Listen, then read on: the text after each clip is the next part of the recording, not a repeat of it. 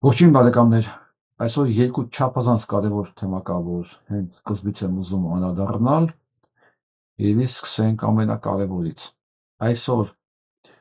դիմահար կրակոցով կոկորդից վիրավորվել է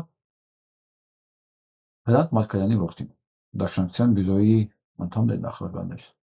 կարծեմ բյուրոյի նախագահն էր, ինչ որ է։ Եվ ասում են սպանողը,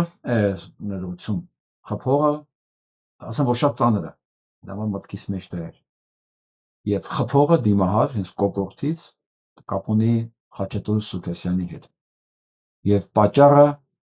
փաստորեն Հրանտ Մարգարյանի երկար տարիներ ունեցած բիզնեսն է, որը փաստորեն ուզում է խլի Խաչատուր Սուքասյանը։ Իրանը քիչ է։ Այս հարցը երկու կողմ ունի, երկու շատ կարևոր կողմ։ Փաստորեն առ այսօր իշխանափոխությունից ճակերտավոր 7 տարի հետո դեռևս շինարարական կրի արտահանման մոնոպոլիան փաստորեն Հրանտ Մարգարյանի ձեռքում է։ Նորից եմ կրկնում, իշխանափոխությունից ճակերտավոր 7 տարի հետո շինարարական կրի մոնոպոլիան արտահանման փաստորեն Հրանտ Մարգարյանի ձեռքն է։ Ու հենց այդ բիզնեսն է, որ հետաքրքրել է այսօր կրզոյին եւ որոշել են խլել ձեռքից։ Երկար ժամանակ փորձել են բանակցել, չի ստացվել, այսօր կրակել են որդու կոկորդին։ Ես չեմ կարող ուղղակի պատկերացնել ոնց է հնարավոր, առանց որևէ պայմանավորվածության 7 տարի տիրապետել որևէ մոնոպոլիայի։ Երբ որ դա Սերժ Սարգսյանի ժամանակ լիներ, ես կասեի, Սերժ Սարգսյանի հետ իշխանություն են կիսում, Սերժ Սարգսյանի բոլոր ծառաները ունեին իրենց մոնոպոլ ոլորտները։ Ընդ որում նաև կրզում։ Կրզոնն էլ ուներ։ Կրզոն Սաշիկի բաններ, չէ, ընկերներ, գործընկերներ։ Եվ վերջը, Սաշիկի թևի տակ էր աշխատում։ Հրանտ Մարգարյանի այն ժամանակվա գործունեությունը այդ մասով ես կարող եի հիմնավորել, ոչ թե արդարացնեի, օրինական, ասեի, չէ, ինքը ծառայում է Սերժ Սարգսյանի ռեժիմին, ամեն ինչում աջակցում է, ինքը այդ ամբողջ համակարգի մի մասն է, հանցագործ, դրա դիմաց ստացել է մոնոպոլիա։ Բայց իբր իշխանություն կորցնելուց հետո Սերժ Սարգսյանի դաշնակները 7 տարի, փաստորեն, շարունակել են նույն բիզնեսը։ Արդյոք կարող եմ ես ենթադրել, որ մենակ Հրանտ Մարգարյանը չունի այս արտոնությունները, այլև կարող է այլ դաշնակցականներ ունեն, որոնք ատամներով պահում են Փաշինյան Նիկոլին առ այսօր աթոռին։ Եվ չլինել այս դեպքը, մենք չենք իմանա նաև սրա մասին։ Սա սոսկալի է։ Այն ինչ որ կատարվել է, դա սոսկալի է, բայց տեղավորվում է այս ամբողջ համակարգի տրամաբանության մեջ։ Հիմա պարզապես ֆիքսենք ու անցնենք առաջ, որ դաշնակցության այս ատամներով կպած լինելը խորհրդարանին եւ մանդատների վայր չդնելը պայմանավորված է այս կարգի գործարքներով։ Մենք ուղղակի հիմա գիտենք Հրանտ Մարգարյանի պարագան, թե այնտեղ Արծվիկ Մինասյան կամ Աղբաման Վարդանյան, թե դրանք ինչեր ունեն, ինչի դիմաց են այնտեղ նստած, մենք իհարկե դրանք կպարզենք, բայց դա հետո։ Գնանք առաջ հիմա, տեսնենք ինչ է ուզում կրզոն եւ ինչ է կատարվում։ Նույն գործիքակազմը օգտագործվում է այն մարդկանց դեմ, որոնք եղել են իշխանություն։ Սա չէր կարող պարտահել, երբ որ Սերժ Սարգսյանն էր վարչապետի կամ նախագահի պաշտոնում, հա։ Եվ ցանկացած մեկը, ով ամբողջ այս ընթացքում պայմանավորվածության, կաշառքով, փայաբաժին տալով մնացել է Նիկոլ Փաշինյանի կողքը կամ նրա տիրապետության տակ, նա շատ լավ պետք է հասկանա։ Դավիթ Համբարձումյանի նման իր դատվելու ժամանակն է, Հրանտ Մարգարյանի նման իր բիզնեսը խլելու ժամանակն է։ Վաղը նույն բանը գալու է նաև կրզոյի գլխին։ Ինքը այսօր խլողն է, ինքը այսօր կրակողն է, ինքը այսօր սպանողն է, որովհետև հա ամբողջ ԱԱԾ-ն զբաղված է հոգևորական որսալով, դե կանելիք չունի ուրիշ բան, ուրիշ մասնագիտական որակներ չունի արդեն, այնքան է ինչ էլ, որ հոգևորսությամբ է ինքը զբաղվում ԱԱԾ-ն։ Այդ ոստիկանության մասին չեմ խոսում, դրանք ավելորդ հիմնարկներ են։ Մի խոսքով, թող կրզոն իմանա, որ այս մեթոդները, որ դուք հիմա օգտագործում եք, օգտագործվելու են նաև ձեր դեմ եւ բոլոր նրանց դեմ, ովքեր այս մեթոդներով են եկել իշխանության, այս մեթոդներով են գրավել իրենց բիզնեսները եւ ձեր փոխարեն ցավը այն է, որ երիտասարդներն են պատասխան տալիս։ Այս սա է երկրորդ մասը այս ամբողջ թեմայի, որ այն ինչ որ անում եք դուք, դրա դիմաց կրակելու են ձեր երեխաների վրա։ Դուք ամենալավագույն տարբերակով կարողանաք այդ ամեն ինչը կորցնել առանց արյունի, բայց եթե մեկը Հրանտ Մարգարյանին ասել, որ սա հնարավոր է, քո երեխան վճարի այն ամեն ինչի համար դու ես արել, ինքը կասել դա հնարավոր չի։ Կրծով նույնը քո լինելու է քո հետ։ Ու բոլոր նրանց հետ, ովքեր այս միջոցներով են հասել իրենց բիզնեսների, մոնոպոլիաներին եւ իշխանությանը։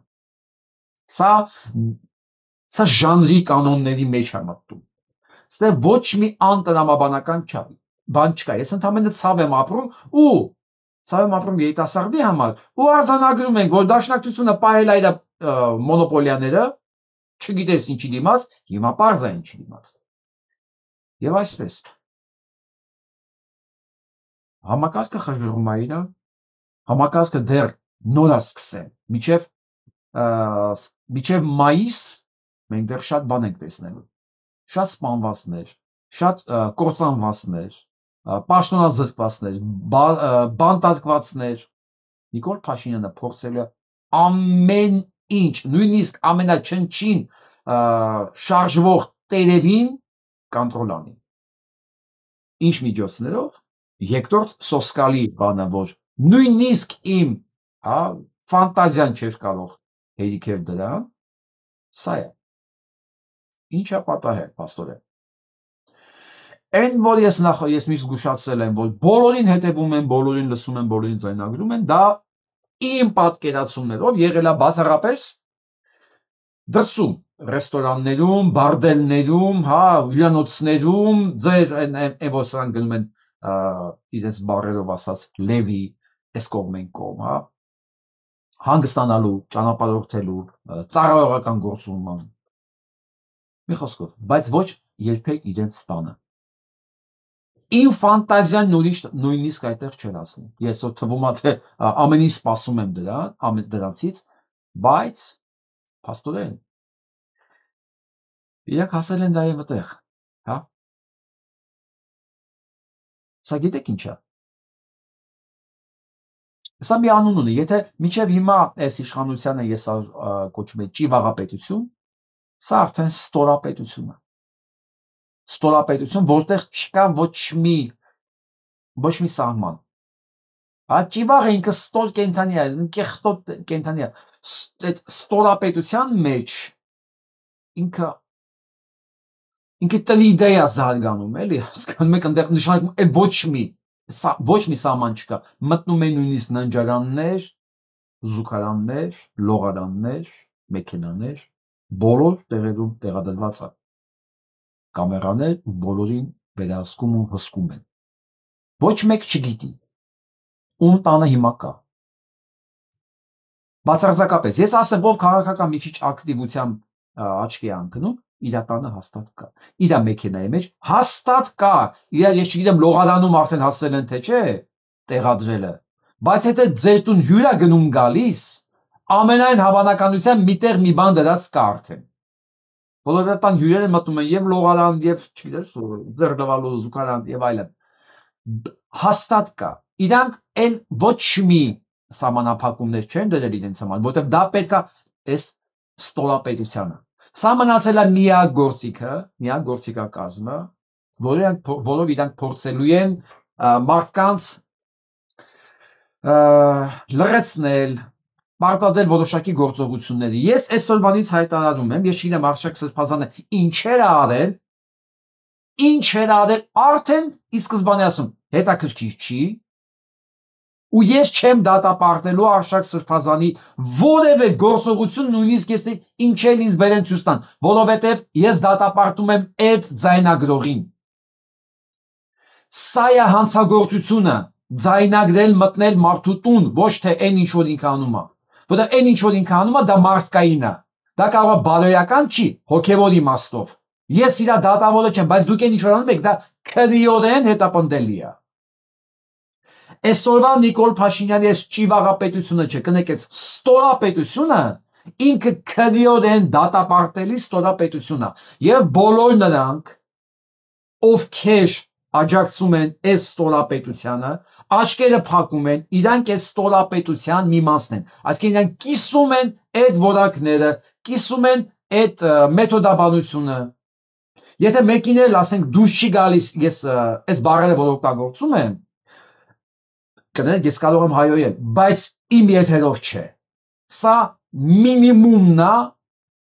որ առանց հայոյանքներից ձեզ կարելի ասել։ Սա մինիմումն է։ Հետո ես որ դուրս եմ գալի, ես ինքս ինձ զարմանում եմ, ես մի ժամ ոնց դիմացա, ոչ մի բան չասեցի։ Բայց պարզվում է, որ սա էլ մարդկա իրենց ակաժներին չի նստում, ոչինչ։ Ոչինչ, ինչ ասեմ։ Հայլուր նայեք։ Հայլուր նայեք, ստես բաները դեռ չեք լսի։ Բոլոր կղերականները, բոլոր քաղաքական գործիչները պետք է լավ իմանան իրենց ամբողջ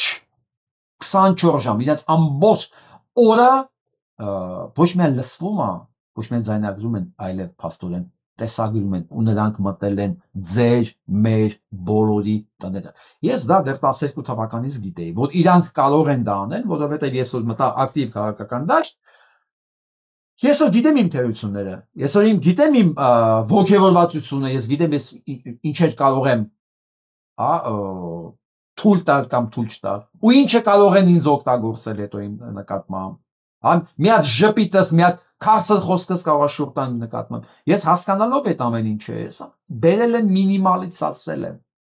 ամեն ինչ, որտեղ ես գիտեմ այս համակարգի ստորությունը, բայց ես երբեք չեմ մտածել, որ դա վերաբերվել է նաև իմ տանը։ Հիմա ուղղակի ես ապահով եմ այնքանով, որ իմ ստերի տուն ոչ մեկ չի գնում գալիս, եւ ես իրենից շատ հեռու եմ նայել։ Չէ, այդպես բաներ չի կարող լինի, բայց դուք պատկերացնում եք,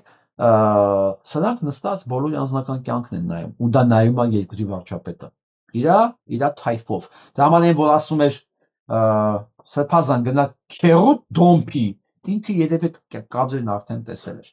Կամ չգիտեմ, քերուտ կնգանք, ներողություն։ Կամ այդ տեսելա թե չի տեսել, բայց ինքը նստած նայում է ով իր տանը, իր կնոջ կամ չգիտեմ, իր անկերուհու, ով ինչով է զբաղված։ Բայց մարդը ղեկավարում է երկիր։ Սա կոչվում է ստորապետություն։ Ես ուշադրությունը կհրավիրեի բոլոր փաստաբաններին, եթե միտեղ օգտագործվի այս ձայնագրությունները, հակադարձ հայցով ուղղակի մի անգամից մարդու անձնական կյանքի մեջ մտնելու համար մտնել դատարան։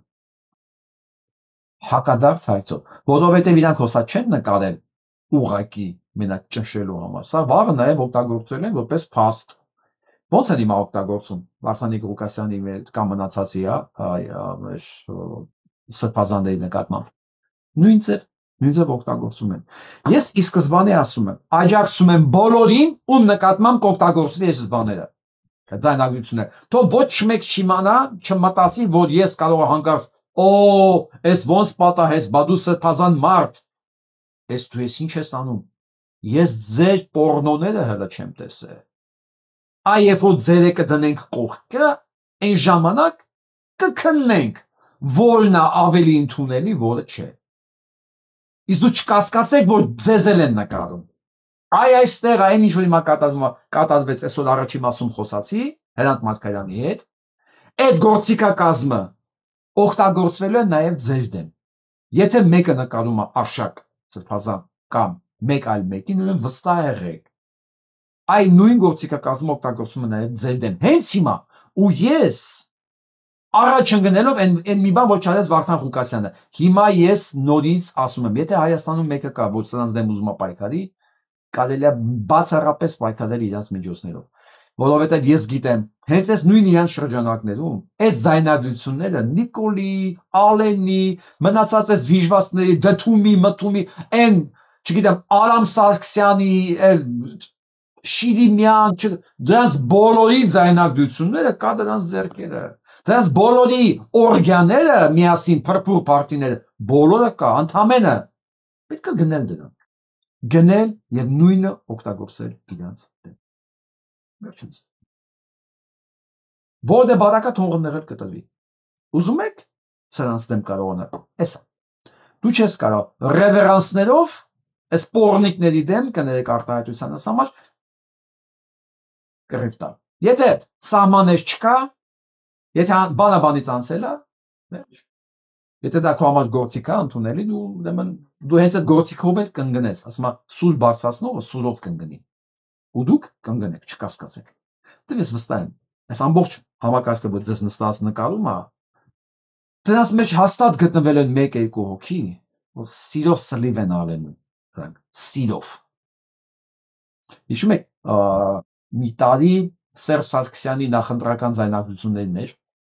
նախընտրական գովազդն էին ձայնագրել, Ալբերտ Ազարյանը կանգնեց, գովազդ, որ ընտրենք Սերժ Սարգսյանին, բան, ինքը լավ ղեկավար է, ու իրան թված անջատել են արդեն կամերան։ Սերժին հայհոյելով հերում էր իջավ պոդիումից։ Ու այդ ձայնագրությունը գնացել է ինտերնետ։ Ես վստահ եմ, ովքեր տիրապետում են այս ձայնագրությունը, նույնը կարող են անել։ Եթե դա կարող լիներ Սերժի ժամանակ, հիմա ինչի՞ կարող լինի։ Ինչի՞ չի կարող լինել։ Ես ասեմ, դիտումներ կունենաք, Աստված տվե չի խնայ։ Դե արեք։ Իսկ ինչ վերաբերում է այս ձայնագրությունները, իրանք օգտագործում են հիմա արդեն Արշակի դեմ, Արշակ Սրբազանի դեմ։ Ես աջակցում եմ։ Չքած ունեմ, ինձ հետաքրքիր ինչ արել։ Ինչ արելը լավ արել։ Հենց այդպես։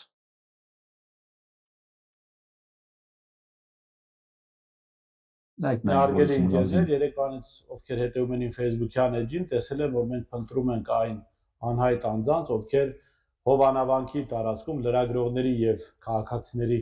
նկատմամբ սադրանքներ էին իրականացնում, այդ իրենց գործողությունները վերեցին լարված իրավիճակի, նախկին քահանա Ստեփանը ասում էր, որ նրանք իր ընտանիքի անդամներն են, այսպես հոգեվոր ընտանիքի անդամները, մենք հա, անդրոյդ ինքնա սուտ չի խոսում։ Մի օրվա մեջ 2 անգամ բռնվել է արդեն, ստատիվերաբար։ Ինքը սուտ չի խոսում։ Բարձել են, որ այդ հոգեվոր ընտանիքի անդամները կամ ոստիկանության աշխատակիցներ են, կամ ազգային անվտանգության ծառայության աշխատակիցներ, կամ ոստիկանության աշխատակիցների ընտանիքի անդամներ։ Ուրեմն իմ կողմից հրապարակված այս լուսանկարում սև օղակի մեջ վերցված Հակոբ Հակոբյանն է, ոստիկանության աշխատակից Սոնա Աբրահամյանի ամուսինը, Սոնա Աբրահամյանը ոստիկանության գնդապետ Գուրգեն Աբրահամյանի դուստրն է։ Գնդապետի դուստրը, էլի ոստիկան, ամուսինը գնացել է փիլոնազրկվածին է բանանում, թիկնապահություն անում, որ մտնի եկեղեցի։ Լսենք Հակոբ Հակոբյանը ասում որ նրա փեսան է։ Կարմիր օղակի մեջ վերցվածը Հրաչ Ստեփանյանն է, ծնունդով Օհանավանից, ոստիկանության աշխատակցի տղա է, ընտանիքի անդամ է, կա ենթադրություն, որ ինքը եւս կարող է ոստիկանության աշխատակից լինել, ասում են գյուղում հաճախ չի լինում, կարող է նաեւ սխալ տեղեկությունների տիրապետել այդ իմաստով։ Այս կարմիր օղակի մեջ վերցված այս անձը,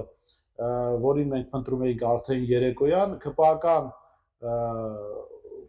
ակտիվիստ, գյուղի դպրոցում ուսուցիչ աշխատող Վաչիկ Ասատրյանի տղան է։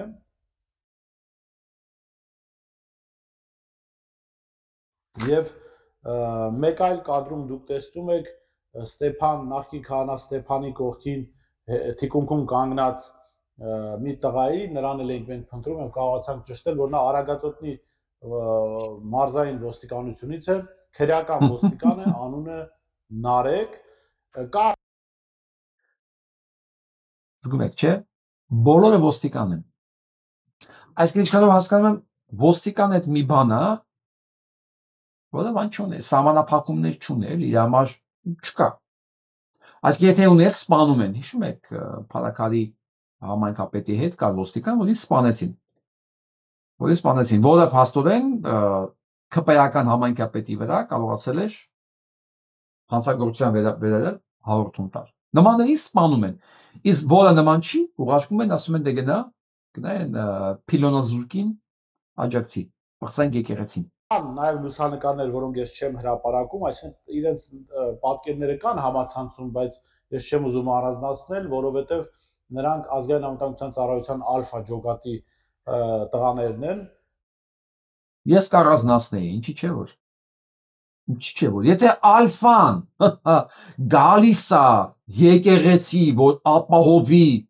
ինչ որ մի հատ փիլոնազուրկի հանցագործությունը, դա արդեն ալֆա չի, դա օմեգա է արդեն։ Ինչ ալֆա։ Ալֆայի գործողությունների մեջ դա չի մտնում։ Եթե ինքը դա արել է, արդեն ինքը ալֆա չի։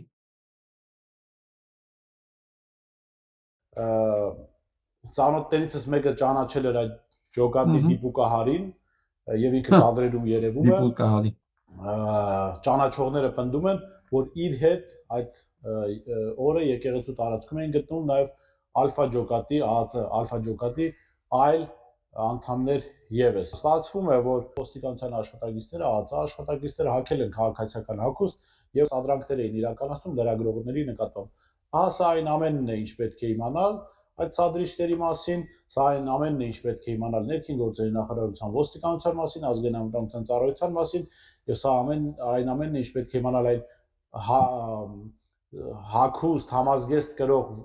տղամարդկանց մասին, ում ներկայությամբ ուղղակի տարեց մի սրիկա սեռական բնույթի հայրանքներ էր հասցնում իմ գործընկեր Սյուզի Բադոյանին։ Շնորհակալություն Բորիս Մուրազին, հետաքրքիր ինֆորմացիայի համար։ Ես ուրիշ բանի մասին եմ հիմա ես ուզում խոսել։ Ես այլ կողմից եմ նայում։ Արդեն ընդգծեցինք, որ փաստորեն ոստիկանությունը դա վերածված է մի մարմնի, որին կարելի է օգտագործել տարբեր դեպքերի համար քաղաքացիական հագուստով, դե որ իրանք որպես պրովոկատոր միշտ եղել են, աշխատել են քաղաքացիական հագուստով, մենք միշտ ենք դա տեսել քաղաքների ժամանակ, բայց որ կգան եկեղեցու վրա, հասկանում եք, ես դա պատրաստ չէի, ես կարող եմ միամիտ եմ, ես կարող եմ, չգիտեմ, ես մեկ ավելի սպասում եմ կյանքից, հետո ես ինքս ի վրա զարմանում եմ, որ ես դրան պատրաստ չէ, էլի, միշտ մտածում ճիշտ է, ոստիկանա, ճիշտ է, հեսա, բայց կարող է մի հատ բան կա, էլի, սահման կա, որ ինքը չի անցնի։ Հիմա փաստորեն Նիկոլը բերել է իջացել այնտեղ այդ աստիճանը, այդ պլանկեն նշաձողը, որ չկա այդ սահմանը, չկա նշաձող ավելի ճիշտ։ Եվ օգտագործում է բոլոր նրանց, ում համար նույնպես դա չկա, բայց սա ցույց է տալի նաև մյուս կողմը, որ քաղաքացիական հասարակության մեջ, հանրության մեջ չի եղել որևէ աջակցություն եւ մասնակից, որ ինքնակամ Փաշինյան Նիկոլի համար կամ Ստյոպիկ Հուդայի Կադիրովի համար կգար եւ կաներ այն ինչ որ փորձում են անել այդ ոստիկանները։ Սա շատ կարևոր է։ Հիմա Նիկոլին թվում է, թե ոստիկաններին եւ ԱԱԾ աշխատողներին այսպես բացահայտելով, ստորացնելով, մենք արդեն իմացանք, չէ՞ ով է, հիմա իրանք էլ են նայելու սա։ Չէ՞ որ իրանք էլ են նայելու իրանք ընկերներ, բարեկամներ պետք է նայեն, հնարավոր է չի բացառում, որ թքեներեցներին ասեն, բա մենք գիտենք դու մարդ եք, պարզվի որ չէ, հա։ Դրանից բացի մի կարևոր բան է պարզվում, որ սա իր հետ թաղելու է ինչ հնարավոր է, որովհետև չունի ժողովրդի մեջ ոչ մի աջակցություն, ու իր հույսը միայն ամեն ստորության պատրաստ համազգեստավորներն են, այսինքն համազգեստավորների մի ինչ-որ մաս, էլի թույլ տվեք ես լինեմ միամիտ ու լավատես, որ հույս ունենա, որ ինչ-որ ունեմ այդ ինչ-ի մաս կա, որ պատրաստ չի դրան, կամ ամեն ինչի չի, որ պատրաստ է, հա, հետո որ տեսնեմ, որ տես մաս չկա, էլի կասեմ, վայ, քո էս ոնց եղավ, տենց եղավ, բայց փաստենք ուղղակի, որ դրանից այդ շերտից բացի Փաշինյան Նիկոլը չունի որևէ այլ լծակ։ Իսկ այդ լծակը փողն է սուր։ Աշխատավարձ։ Կամ կատարած հանցանքների համար լրությունը։ Չէ՞ որ էս էլ է հանցանք։ Չէ՞ որ սրանք հիմա գնում են այս հանցագործության, սա դառնում է իրանց վրա էլի կամպրամատ, որից հետո իրանք պետքա պատրաստ են ավելի մեծ ճնշումների եւ ավելի մեծ ստորության գնալու պարտադրանքների, որտեղ այն ինչ որ հիմա արեցին իրանք արդեն իրանց վրա կամպրամատ է։ ես չգիտեմ ուղեղի զարգացվածության որ աստիճանի վրա պետք է լինել, որ թույլ տալ սեփական անձի վրա ունենալ կամպրոմատ։ Դուք այդ հիմնարկի աշխատողն եք, չէ՞, դուք իմ ասելու կարիքը պետք է ոչ չունենայիք։ Դուք ո՞նց թույլ տվեցիք դա ձեզ։ Այն ինչ որ դուք արեցիք, եկան մարդիկ ասեցին, հարսանքավորները ասեցին, չէ, մենք դա մեզ թույլ չենք տա։ Այսպես չէ։ Դուք պարտվեցիք։ Դուք պարտվեցիք։ Այսօր էլ որոշել եք, որ ձեր ԿՊ-ականներին ձեր ԿՊ-ական բանը պետք է չեմ ասում քահանա, հա։ Մի խոսքով այդ մարդը պսականի կամ կնունքանի։ Ձեր գործն է, դուք կարայիք ձեր տանն էլ անեիք։ Բայց դա ժողովրդի հետ կապ չունի, դա իրական եկեղեցու հետ կապ չունի։ Բայց ամենակարևորը մենք իմացանք, որ դուք ժողովրդի հետ ոչ մի ընդհանուր բան չունեք։ Հիմա այս թեմայի մենք անշուշտ էլի կվերադառնանք, բայց լսեք ինչ ասում դատախազը, Սերժի դատախազը, որ հետո աշխատեց Նիկոլի մոտ դատախազ։ Ասում եմ Նիկոլ Փաշինյանին ամենայն եռանդով կկալանավորեի, եթե Վանեցյանը ինձ տար հիմքեր։ Արտուր Դավթյանն ասում է, լսենք էլի։ Շնորհակալ եմ, որ հարագարձականքեցիք, ինչպես դուք արդեն նշեցիք, այո, մեր վերջի հանդիպումը։ Ըստ էության այդ հանդիպման ընթացքում իմ հարցից պաստորել արդեն ձեր համար բարձ է դարձել, որ ես տեսլական ունեմ, ես պատկերացում ունեմ մեր երկրում հատկապես իրական արդարադատության մեխանիզմների վերափոխման առիթով եւ չգիտեմ այսօր որքանով դուք դրան նախապատրաստվել եք թե ոչ, եթե նույնիսկ ոչ, ապա առաջիկայում ես պատրաստվում եմ մեր հանրության ավելի լայն հանրության ներկայացնել այն տեսլականը, որ ունեմ իրական արդարադատության բարեփոխումների առումով։ Այո, առիթներ քիչ են եղել այս ընթացքում խոսելու, որովհետեւ ըստ էության ըստ անհրաժեշտությունը պետք է եղել խոսել։ Հիմիկվա իմ նախաձեռնությունն էլ երբ հարկը առաջանա, ես կներկայացնեմ թե ինչով է պայմանավորված։ Ինչ վերաբերում է իմ վերջի ճեպազրույցին, որի ընթացքում, ինչպես նշեցիք, սրբազան շարժման ընթացքում, երբ որ համալսարանականները ստորագրահավաք էին կազմակերպել եւ պահանջում էին հանրապետության վարչապետի հրաժարականը, ես որպես համալսարանական իրավաբան գիտնական միացել էի այդ ստորագրահավաքին եւ այո, ես պնդել եմ, ստորագրությամբ հաստատել եմ պահանջը վարչապետի հրաժարականի եւ առիթ եմ ունեցել նաեւ այդ ճեպազրույցի ընթացքում մանրամասնել, հիմնավորել թե ինչով եմ ես այդ ամեն ինչը տեսում։ Ըստ էության կարճ եթե փորձեմ ներկայացնել, դա վերաբերվում էր կհիշեք այդ ժամանակ այդ հայտնի սահմանազատման գործընթացն էր արդեն իրացվում, հատկապես Տաուշի մարզում։ Միջև սահմանազատման գործընթացը Արտուր Դավթյան, հիշողությունից թող խնդիր չունես, լավ ես, չէ՞։ Միջև որ թիվ դու մնացիր դատախազ 2022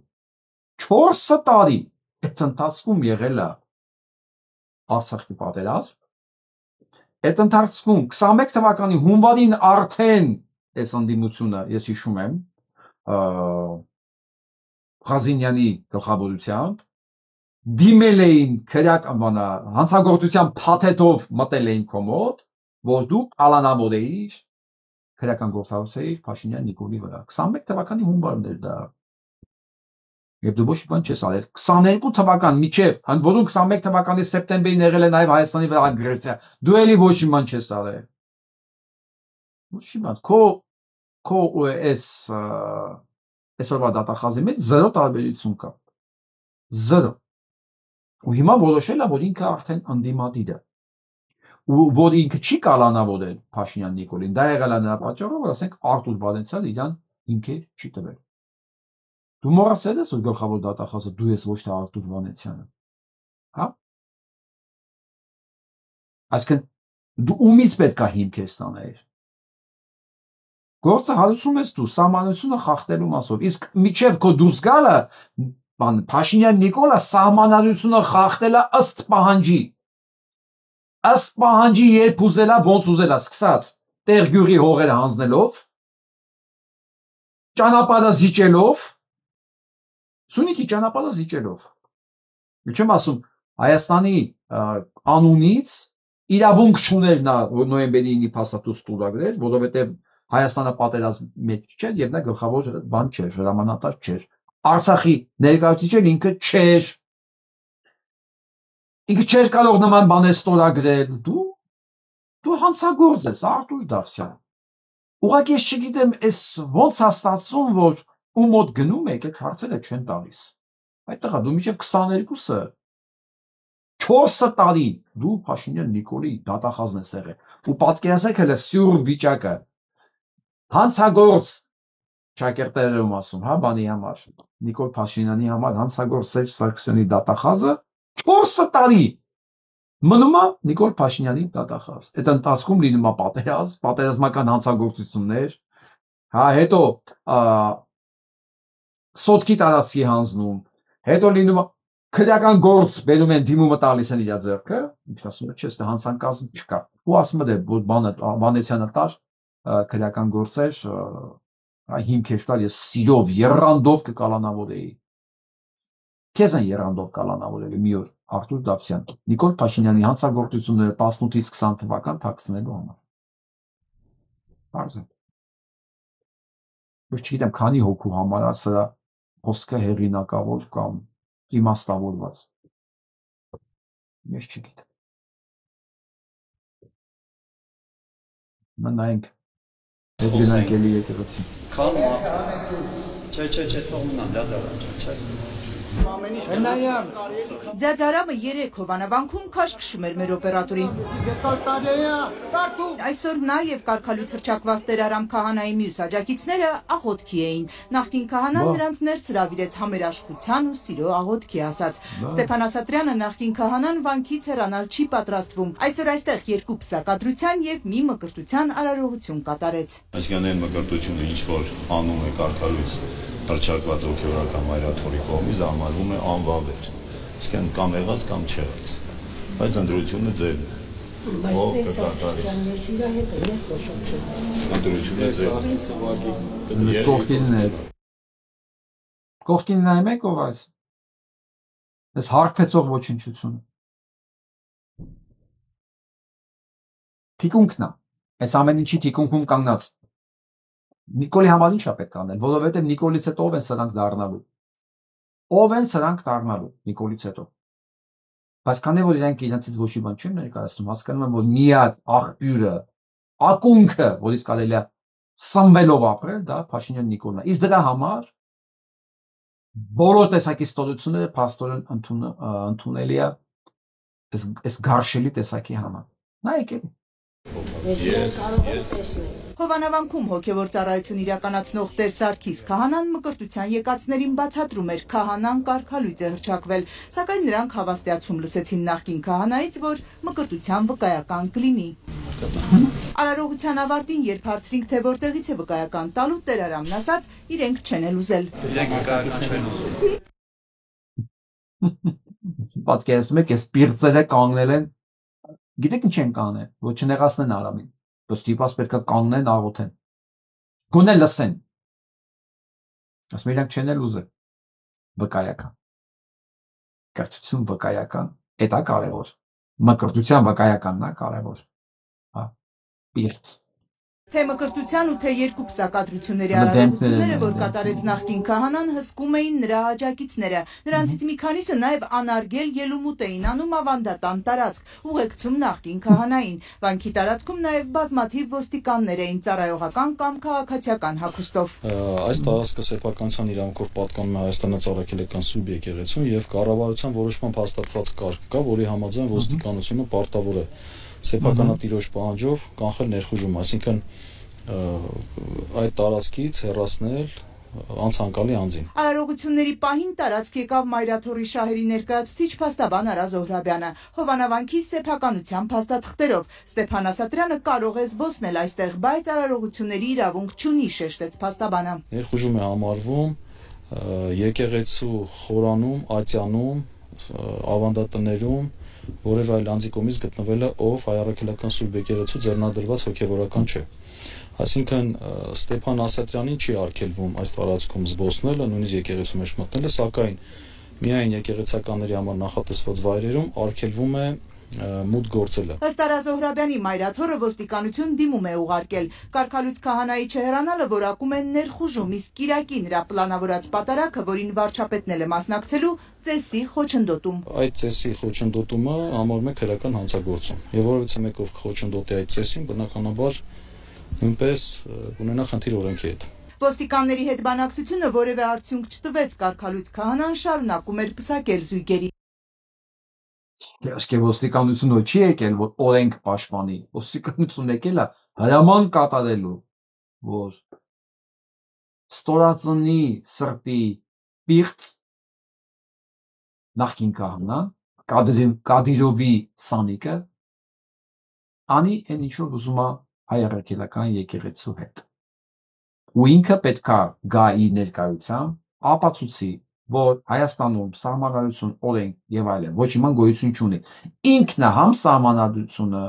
համ կաթողիկոսը, համ դատախազը, համ դատավորը, համ ամեն ինչ ինքն է, մի խոսքով ամեն ինչ իր մեջն է, էլի։ Նիկոլ Մակունց, sense բան գոյություն չունի։ Ու գալու է իր ներկայությամբ դա ապացուցի։ Սա գերագույն նվեր է, եթե մենք ունենայինք իրոք իրավապաշտպաններ, իրոք անդիմություն, սա այս փաստը, ասենք սա դարձնում է ֆուլ ոչ լեգիտիմ։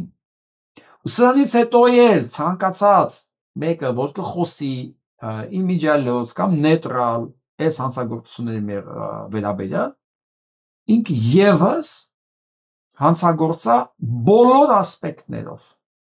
բոլոր, ասկնայք, ըստ օրենքի, սա իրավունք չունի ընդեղ այդ գործունեություն անի, ըստ օրենքի, մայրաթորը դիմա ոստիկաններին, չէ աղբեր ջան,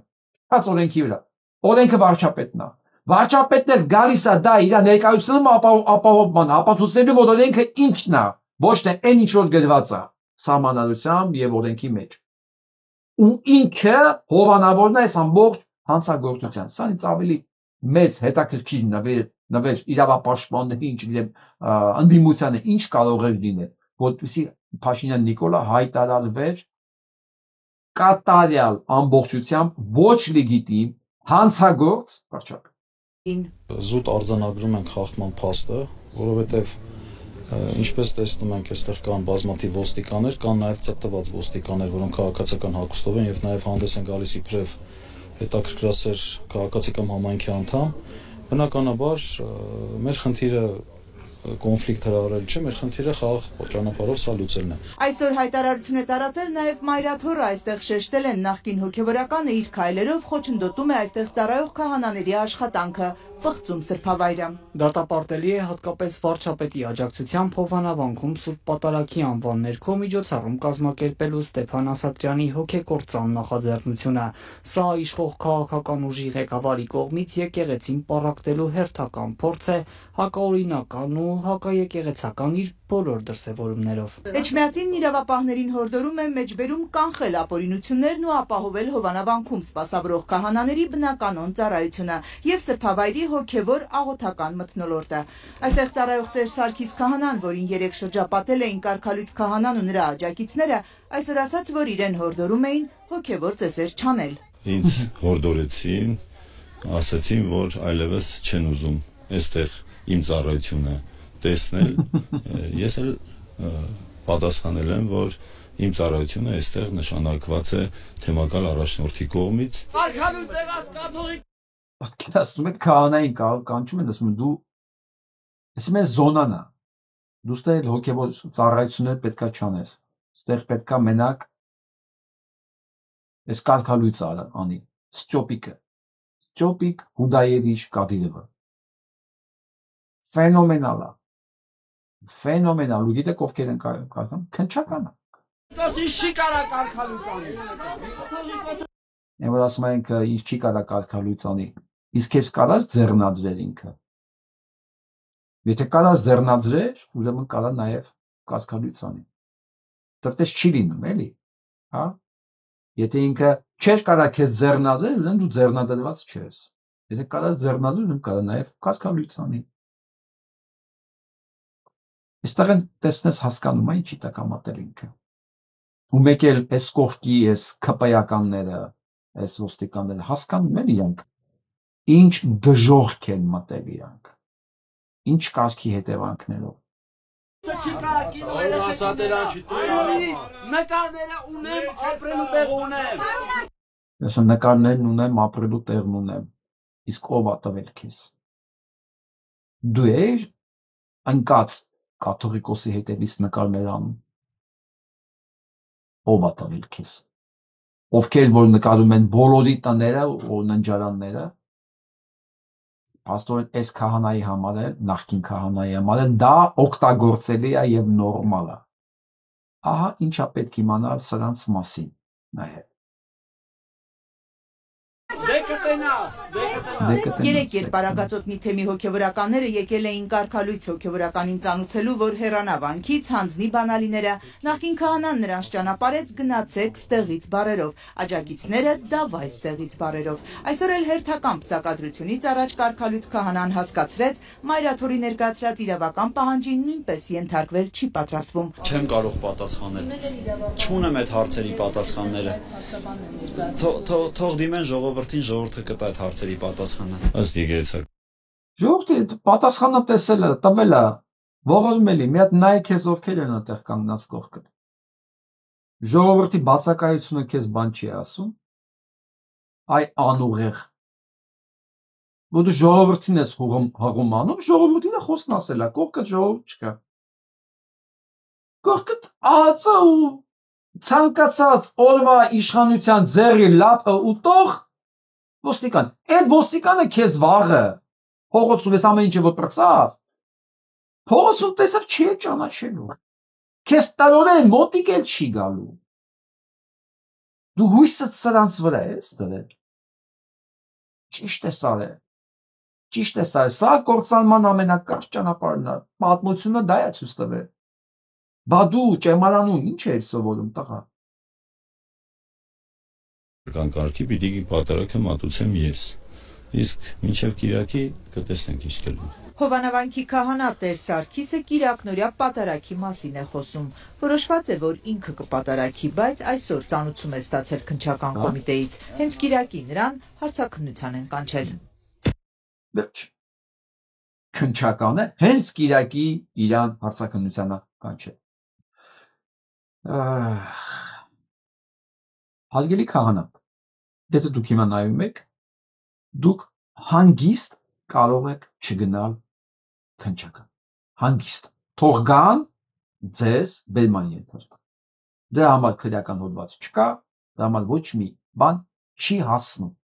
դուք հանգիստ կարող եք չգնալ, դուք հոգևոր ծառայության եք, և իրանք թող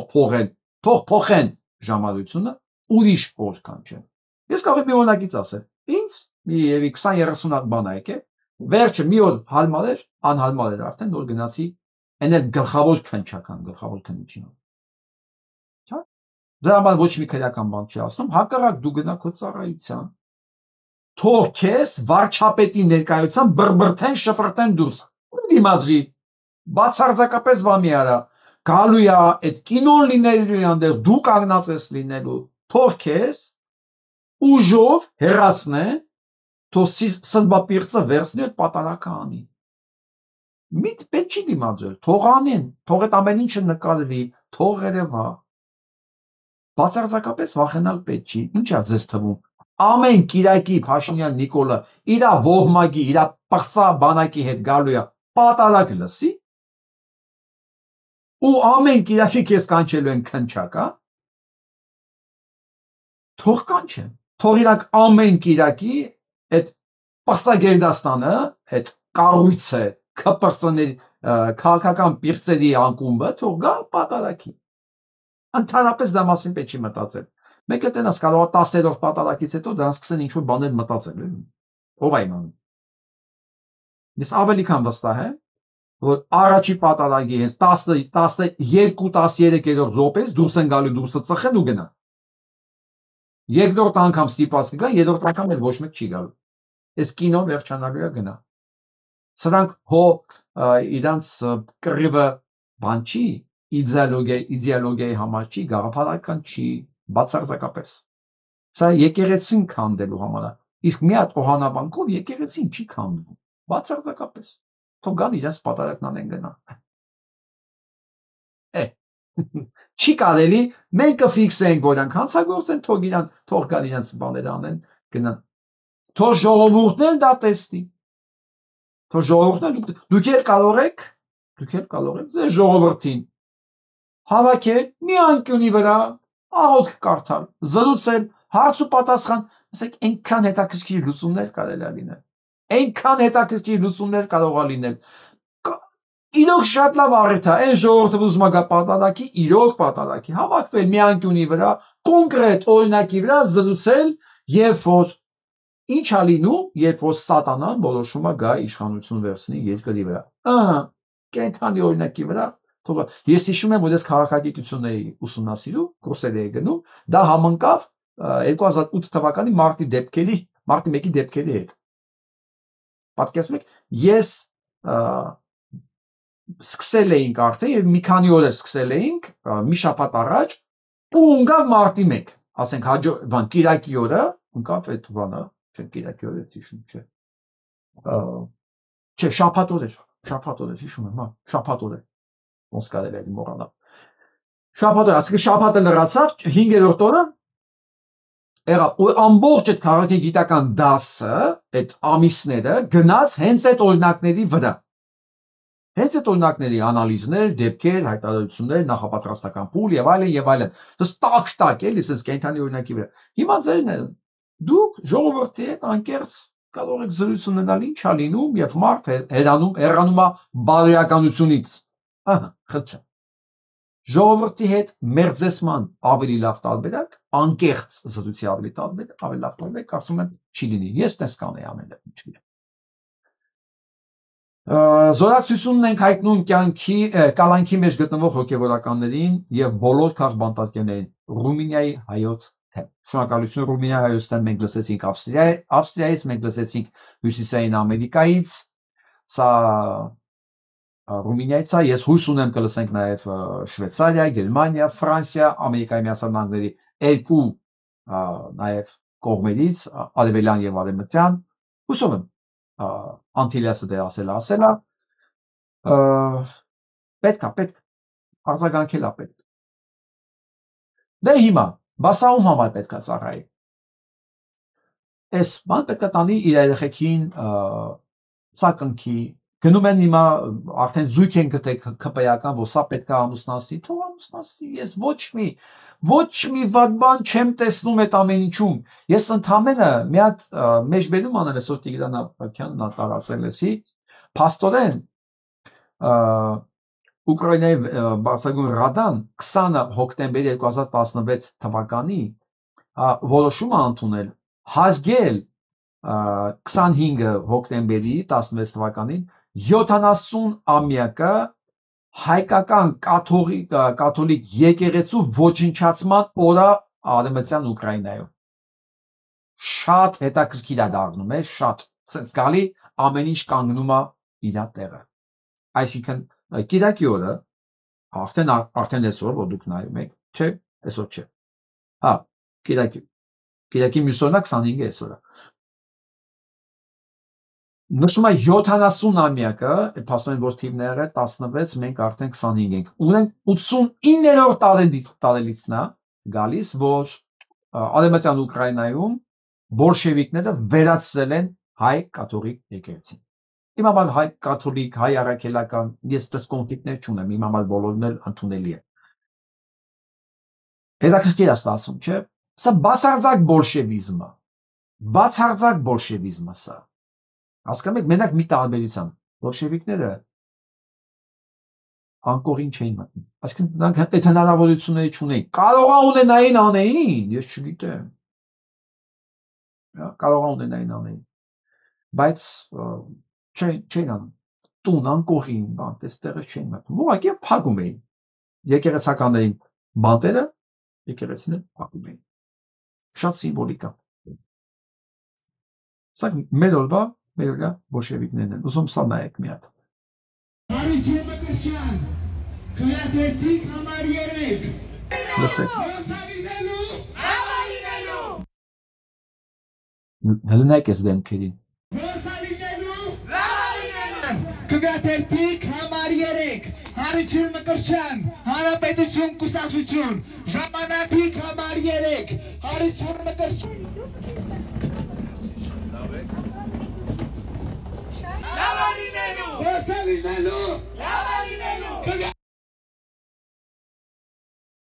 ասեք կանենք, ոնց է լինելու, լավ է լինելու, ով քպեական չի, սրիկայա։ Սանց կարգախոսներ են, հասկանում եք, ու մի հատ գլխականակը նայեք։ 3-4 հոգի։ Իրանց ու ամենակարևոր ով այն հետևից գնում, քաղաքապետարանի։ Քաղաքապետարանին հայտնի բանն է էլի։ Անուն չեմ ուզում տամ, բոլորդ գիտեք արդեն հայտնի դեմքը։ Ասա դու ի՞նչ գործ ունես Էջմիածնում։ Դու Երևանի ավականի մեջ, չէ՞։ Վերինգին դեր։ Սա է սրանց ունեցած ռեսուրսը, ժողովուրդ ջան։ Սա է։ Վերջ։ Թող ժողովուրդը իմանա, ում պետքա չընտրել։ Մեկը իրանց ունեցած է 16%-ն։ Ոչից գլուխ 15%, թող այդ 22 մասի։ Եթե թվում է Նիկոլին, որ Էջմիածնցին այնքան միամիտ է ինչպես Երևանցին, որ միամիտ գնաց Ադամ Սարգսյանին ձեն տվեց, այս որ փոանտերին, սան ձեն տա մեկը, էնել Էջմիածնում, մեկին, որ թռած է Ռուսաստանին, մեկին, որ աղջիկների մոտ ասում է, ինչ եք խոսում հայրենասիրությունից, պատերազմ եք ուզում, մեր ապագան կապիտուլացվելու մեջ է, Էջմիածնցին, այս պղծերին ձեն տա, ես չեմ։ Իրանց ապտակը պետք է տեն ուտեն։ Նաև, սրանց մասին Երիշենը ասել շատ լավ, դեռ վաղուց։ Պաշտոնները տալիս են անարժաններին, որ նրանց միջոցով երկիրը թուլացնեն եւ իրենց ենթարկեն։ Տեսնում եք, 1500 տարի բան չի փոխվել, 1600 տարի։ Նույն պատմությունը։ Մտնենք սա։ Ես պատրաստ եմ եղել զիջման, այլ բան, որ այդ զիջման սահմանը չեմ տեսել, միջև որ պետք է զիջեն, որ ամեն ինչ ավարտվի։ Հասկանում եք։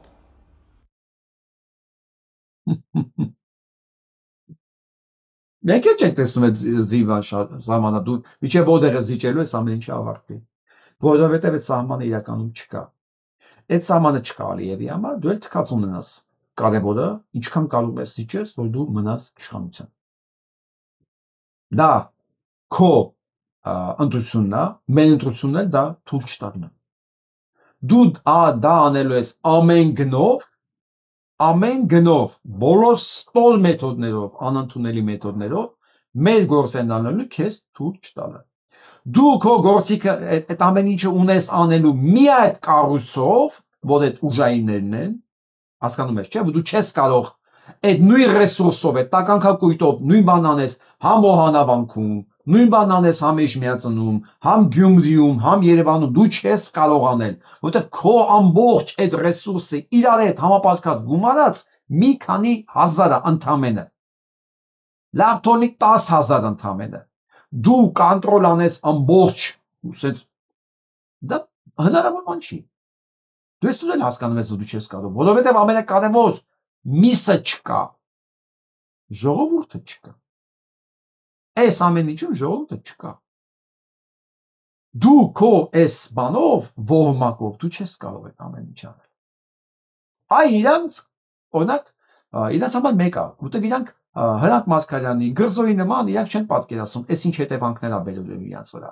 Որ այս նույն գործիքակազմով իրանց են գնդակահարելու, իրանց երեխեքին են գնդակահարելու, որ այս կանոնները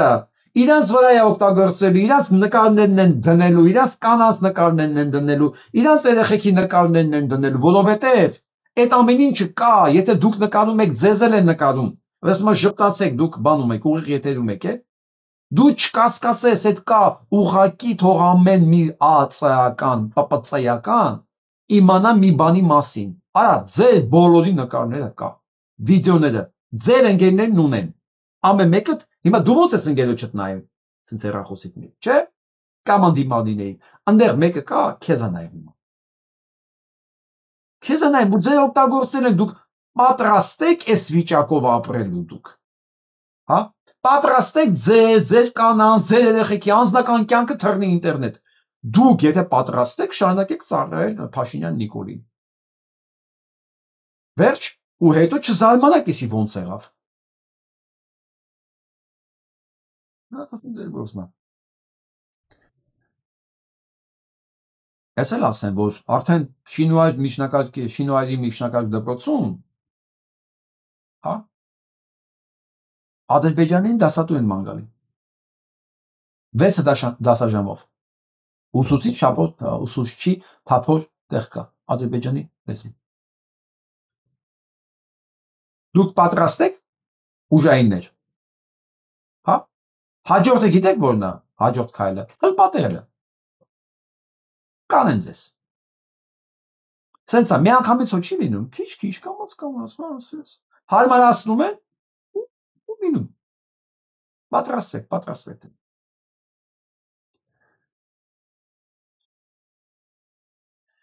Ես Էդիկ Բաղդասարյանի գրածն եմ ուզում կարդամ ձեր համար։ Կարոն ասում է. թուրքերը հողին են հավասարեցրել իր գյուղը, քանդել են իր տունը, գյուղի եկեղեցին, որտեղ երեխաներին մկրտել էր, գերեզմանատունը, որտեղ թաղված էին ծնողները, սարքանել են, զոհված եղբայրը։ Խոսում է առանց դադարի, արդեն առանց ինձ նայելու։ Նրա ձայնը մերթ բարձրանում է, մերթ իջնում, հետո սկսում ընդհատումներով խոսել։ 23 տարի բանակում էր, միշտ զինվորական համազգեստով, գալուց այն կախել էր տան պահարանից։ Ջնջվել է կյանքս, ամեն ինչ, ինչով ապրում էի չկա։ Մի պատ չունեմ, որ հենվեմ, իմ տնկած ծառերն էլ չկան, որ գոնե նրանք հիշեն ինձ։ Ում եմ պետք ես։ Բնությունը իմ նմանին ինչու պիտի պահի։ Գիշերը վեր եմ կենում տեղիցս, գիտեմ, թե գյուղի իմ տանն եմ։ Շարժվում եմ մի պահ այն ուղղությամբ, որ միշտ գնում էի վեր կենալուց։ Ու մի ակնթարթ հետո հասկանում եմ, որ ուրիշ տեղ եմ, իմ տանը չեմ։ Անորոշության մեջ եմ, չգիտեմ, ապրում եմ, թե չեմ ապրում։ Սա ապրել է կոչվում, չեմ հասկանում։ Չգիտեմ ինչ եմ անում հիմա, ինչի համար եմ անում։ Կյանքը կանգ է առել, իմ գյուղը չկա, իմ տունը չկա, իմ ծառերը չկա, մեր շունը չկա, իմ կյանքը չկա, ես չկամ, հասկանում ես։ Գիտես, երեխեքս հետս այս մասին չեմ խոսում, երեխեքի հետ։ Իրենց չեմ կարող այս բաներ ասել։ Իրենք իրենց կյանքով թող ապրեն, բայց ես ինչ անեմ։ Իմ կյանքը այստեղ չի տեղավորվում։ Ու այս ամեն ինչը մի մեղավոր ունի մեծ հաշվով։ Դա Նիկոլ Փաշինյանն ու կից հանցագործները։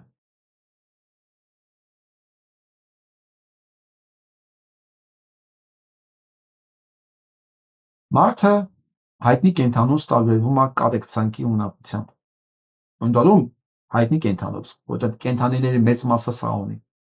Դելֆիններն ունեն, կետերն ունեն կարեկցանք։ Իրենք երբեք իրենց տեսակին չեն թողում։ Եթե նա վիրավորա չեն թողում, խեղդվի, իջնի ջրի հաստատ, ասեմ չգիտեմ, կենդանիներից պահում են, հա։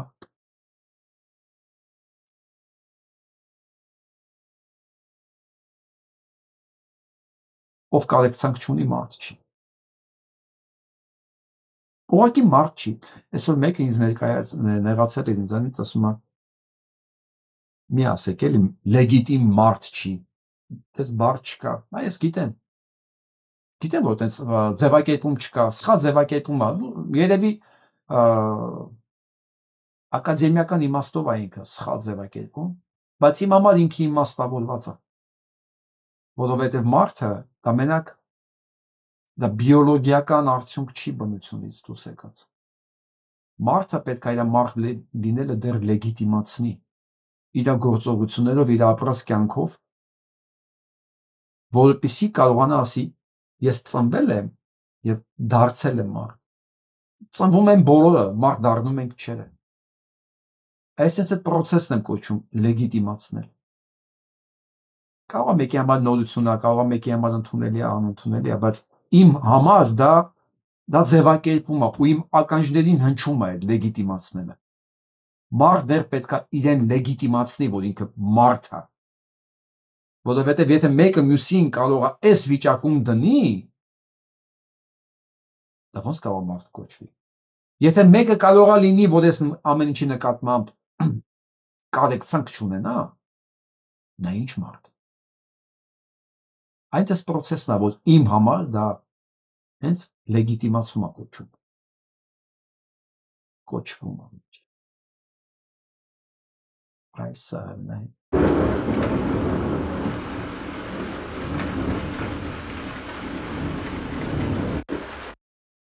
Սա կարող է արհեստական բանականության սարքած բան է, բայց սա շատ բան ասող նկար է, ավելի ճիշտ վիդեո։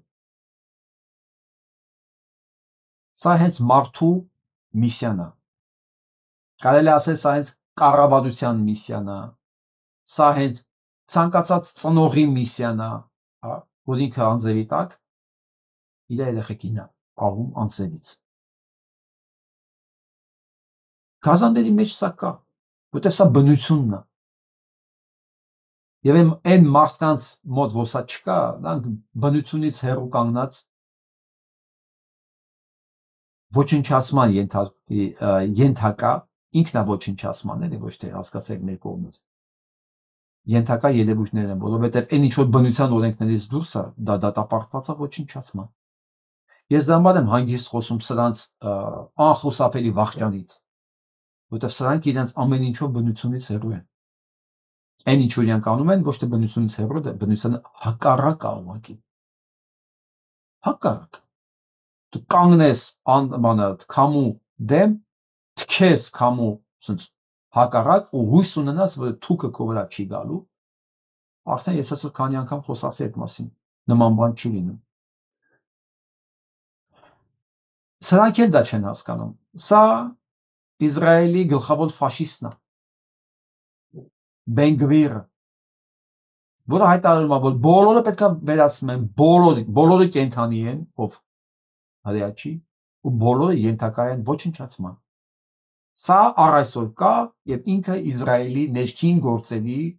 իրենց ներքին գործերը մենակ ոստիկանությունը չի, ներքին ամբողջ համակարգի ղեկավարն է։ Ու հիմա ասում է Թրամփը, որ դեմ է այս հրադադարի խախտման, ասում է Թրամփը ով է, որ որոշի մենք ինչ պետք է անենք։ Ճիշտ է ասում։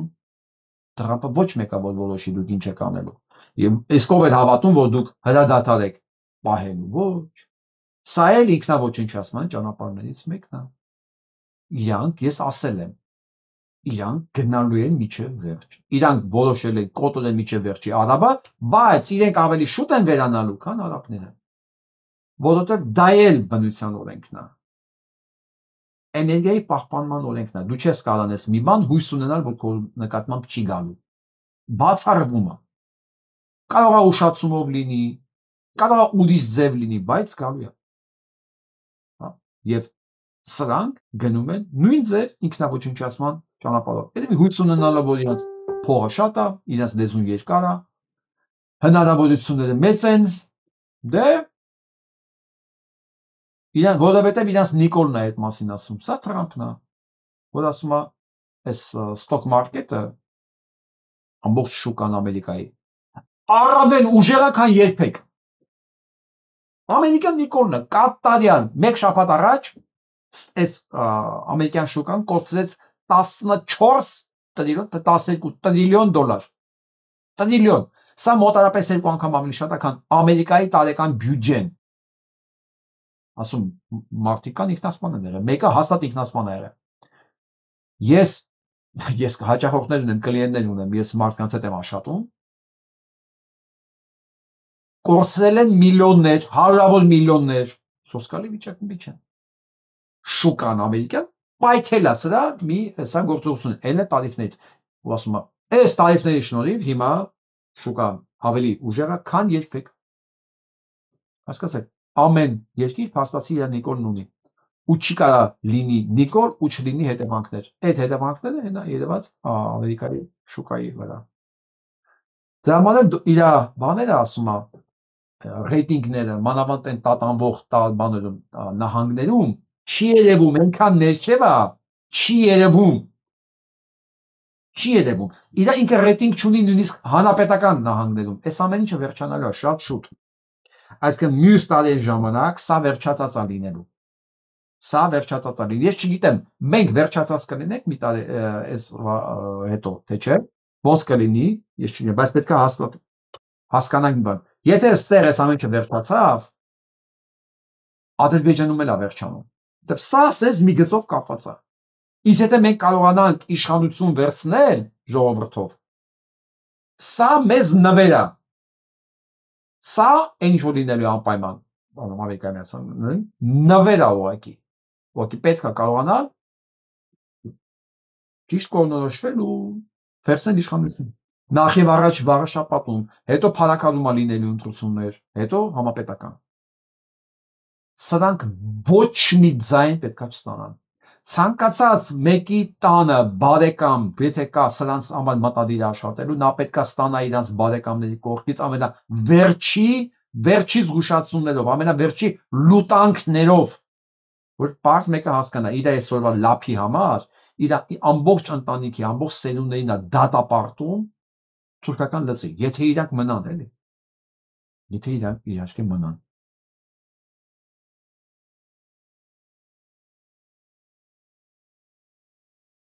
Քանի որ գիտենք, որ սրանք ստորության մեջ անմրցելի են ու սահմաններ չունեն,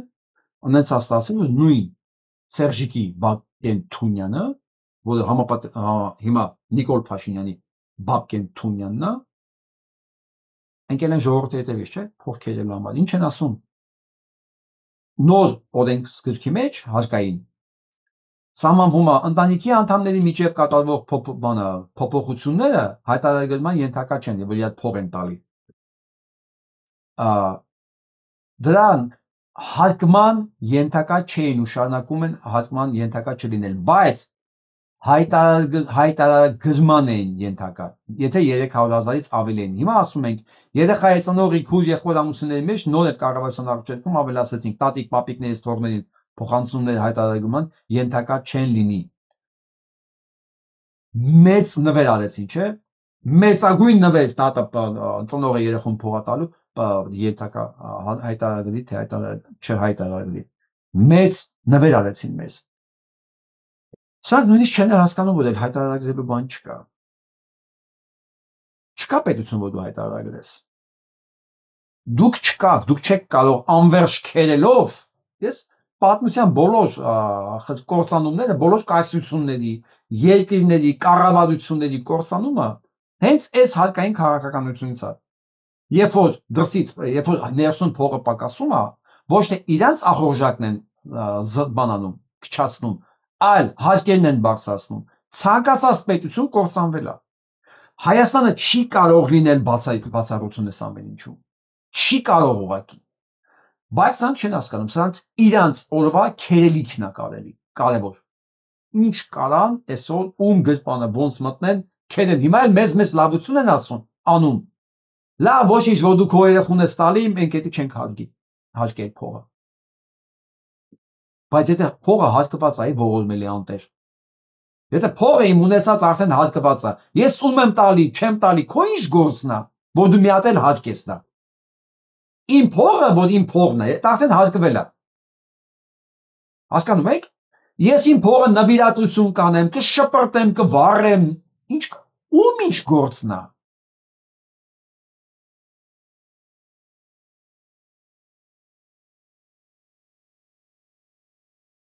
Николь Пашинян имеет новелли. В стране басков в Испании состоялся матч третьего тура группового этапа Лиги чемпионов между местным Атлетиком Бильбао и Карабахом из Ուրեմն բասկետի Բիլբաոն Ադրբեջանի Ղարաբաղ կոչվող ֆուտբոլի հետ թիմի հետ խաղացել են։ Հետաքրքիր է։ Ես տարբեր վիդեոներ տեսել եմ, ուղղակի ժամանակ չի անդրադառնալ, նայեք։ Азербайджана. В преддверии игры на улицах Бильбао появились наклейки с надписями «Стоп этническим чисткам», «Свободный Карабах» и флаги Нагорного Карабаха. Позже в соцсетях распространилось видео, в котором был заснят эпизод. Խոսքով բասկետը բոլոր տեղերում գրել են գենոցիդի մասին, էթնիկ բաների զտումների մասին, ու վիդեոներ, տարբեր վիդեոներ կա, ինչպես են այդ հարցակվում թուրքերը դրոշների վրա փողոցներում, ինչպես են դրոշներով sense դիմավորում թուրքերին, Արցախի դրոշներով նրանք խելագարվում են։ С участием баскских и азербайджанских болельщиков. Фанат Атлетико у стадиона Сан-Мамес продемонстрировал флаг Арцаха проходящим мимо гостевым болельщикам. Также баски развернули флаг Нагорного Карабаха на фанатской трибуне в ходе самого матча, который завершился победой Атлетико со счетом 3-1 в азербайджанской прессе с возмущением отреагировали на поведение фанатов Атлетико. Ադրբեջանական մամուլը վրթոված խոսացել է սրա մասին ու բան են արել, որ իբր սա տեղի հայերի назвав ее армянской провокацией, несмотря на то, что все попавшие на видео фанаты испанской команды не обладали армянской внешностью. Չնայած որ բոլոր այդ նկարները որ կար, իրանք հայկական տեսք չունեին։ Փաշինյան Նիկոլ Գյուտանամալությունը պետք է գցեմ։ Դու բացեցի չէ՞ խոսակցությունը, որ ով ասում մենք 10 միլիոն ենք, ճիշտ ես ասում։ 10 միլիոն մենակ Թուրքիայում ենք։ Մենք 10 միլիոն չենք։ Եթե մենք պետություն ունենայինք, այս պատահական չի որ բասկերն են սա անում։ Որտեղ բասկերի նախնիները դրանք հայեր են։ Եթե մենք պետություն ունենայինք, հիմա մենք բասկերի հետ անես մշակութային փոխանակման ծրագրեր կունենայինք։ Կամած իրանք իրենց արմատները կբացահայտեին, ով են իրանք իրականում։ Եվ մենք կունենայինք մի հատ հզոր աջակից, հայրենակից Իսպանիայի հյուսիսում։ Եթե մենք պետություն ունենայինք, մենք 35 տարի պետություն չենք ունեցել։ Լևոնից միջև էս ճիվաղ ոչ մեկ այդ խնդիրը չի դրել ընդհանրապես, ոչ միայն բասկերի վերաբերյալ, գաղութների վերաբերյալ, մասնավորապես Թուրքիայի վերաբերյալ։ Բզբզա մենք ինչքան ունենք այնտեղ ազգանուն փոխած, բայց դա շատ հեշտ է գտնել, որովհետև բոլոր հայերը համար ունեն, համարակալված են հայերը, իրանց ազնագրերի համարը կարծեմ 6-ն է, եթե չեմ սխալվում, թե 2-ը։ Գրեք, ես գիտեմ, որ հայերը համար ունեն, եթե հիշում եք այդ համարը գրեք։ Այսինքն ցանկացած ձևով դա հնարավոր է պարզել։ Հետախուզության տվյալներով, քանի անձնագիր է տպվում այդ համարով, որ սկսում է հենց այդ համարով, որտեղ թուրքերը բացում նայում են, կապ չունի թուրքը անազգանուն Թուրքիա թե չէ։ Համարը որով է գնում, բոլոր հայերը հաշվառված են։ Ամենամեղմ հաշվարկներով 10 միլիոնից ավել հայ կա։ Մենակ Թուրքիայում։ Ճիշտ ես ասում, ճիվա, ով ասել որ մենք 10 միլիոն ենք։ Մենք շատ ենք։ Շատ։ Չի կարա մի ազգ հիմա լինի 10 միլիոն եւ որ ինքը 7 միլիոն, ասենք 300 տարի առաջ։ Չի կարա։ Ուղղակի չի կարա։ 7 միլիոն մենք էլ ենք 7 միլիոն բաներ, Չինաստանն էլ մի այդքան 300 տարի առաջ։ Հիմա Չինաստանը միլիարդ ու կես է։ Բայց ոնց եղավ որ Չինաստանում մենք 5% բան ունենենք, գեն ունենք չինացիների մեջ։ Ոնց կարող է 2 միլիոնալ ժողովուրդը կամ 10 միլիոնալ ժողովուրդը միլիարդ ու կես բանում գեն ունեն այդքան ազդեցություն։ Շարքում է մենք բոլորովին այդքան չենք։ Մենք շատ ենք։ Այ որ մի օր մենք պետություն ունենանք մշակույթի նախարարություն, Սփյուռքի անձնակատար, լուրջ էլի, Սփյուռքի նախարարություն է, ոչ թե անձնակատար, Սփյուռքը պետք է ունենա նախարարություն։ Այս կարգի հարցերը պարզենք էլի, Շանհայի հայությունը ինչ եղավ։ Սինգապուրի հայությունը ուր գնաց։ Չէ որ դրանք 100-ամյա բաներ ունեն, պատմություն ունեն։ Մենք եկեղեցիներ ենք այնտեղ ունեցել։ Ինչ եղավ։ Շանդոնգում մենք մշակութային կենտրոն ենք ունեցել, շատ հայտնի կենտրոն է Չինաստանում։ Ի վերջո պատմություն կա հստակ, որ չինարենը թարգմանվել անգլերենից աստվածաշունչը հենց հայի ձեռքով, որոնք արտագաղթել են Հնդկաստանից։ Այս որ սկսել են արդեն առևտուր անել, այնքան բան կա անելու, այնքան։ Այ երբ որ մենք պետություն ենք, ու հենց մենք պետություն ենք, կպարզվի, որ Թուրքիան իր ամբողջ զորությամբ մեր դեմ թե քանակով, թե իրական հզորությունով, եթե թույլ չի, համենայնպես մեր համար էլ արդեն ինքը վախենալու չի։ Չեմ ասում Ադրբեջանի մասին։ Բայց մեզ դա երբեք չեն թույլ տվել, որ մենք իմանանք։ Չեն թույլ տվել։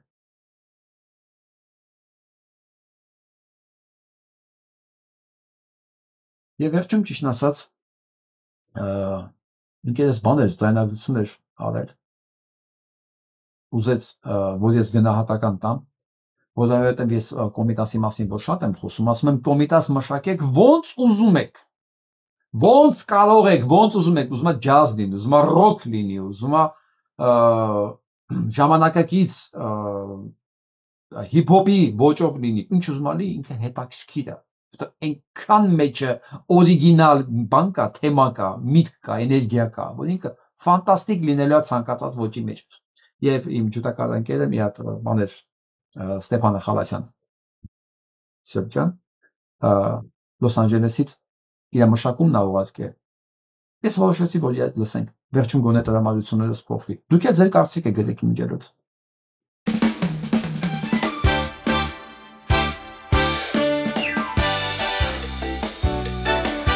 Հիմա թե ինչ Կոմիտաս չէ։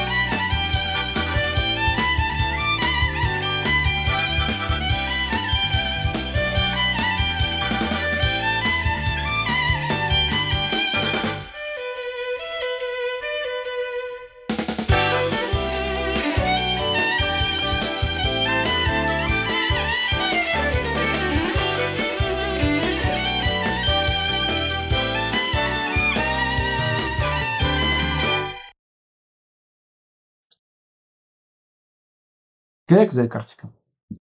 Կոչ ես նորից բոլոր երաժիշտներին մշակեք, մի վախեցեք։ Շատ ժամանակ ես գիտեմ իմ գոլեգաները ինչքան բանով էին վերաբերում, Կոմիտասին ձեռք չտակ, Կոմիտասին ձեռք չտակ, Կոմիտասին ձեռք չտակ, չէ, ձեռք տվեք, խաղացեք իր այդ, ինքը պետք է հնչի բոլոր ձևերով, ինչքան շատ հնչի, այնքան ինքը տարածվելու է, այնքան ինքը դառնալու է բոլորի համար հարազատ։ Տարբեր ճաշակ ունեցող մարդկանց համար դառնալու է հարազատ։ Այն էլ չեմ ասում ինքը ինչքան հարուստ մատերիալ է լավ գործ ստեղծելու համար։ Եվ սա միջոց է նաև մենք մեր ալմատներին անընդհատ վերադառնալու համար հասկանանք։ Մենք երեք չենք ծնվել, վաղը չենք վերանալու։ Իսկ այս բոլոր ճիվաղները